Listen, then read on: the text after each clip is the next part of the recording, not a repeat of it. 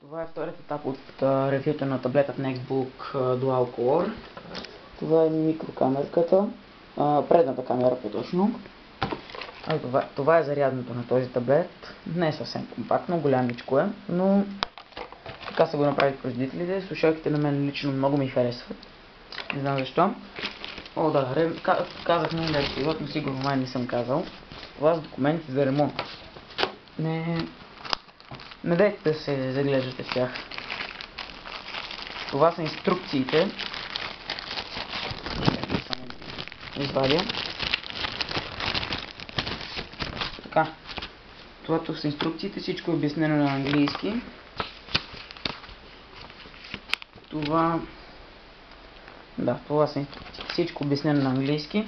И ето това, тук са документи общо взето за поправката на таблета. Ходи един път на ремонт. Да. Счупене, както казах в предния епизод. Няма задна камерка. Китайско производство. Това беше от ревюто на... Всъщност, забравих да ви кажа, че не мога да го включа. Защото, гледнете му екран.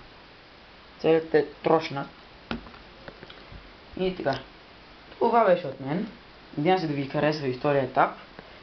На етапи е защото ми е малко паметта да вкарат през памет. Абонирайте се за нашия канал, харесайте Facebook страницата и очаквайте и до нови срещи. Чао!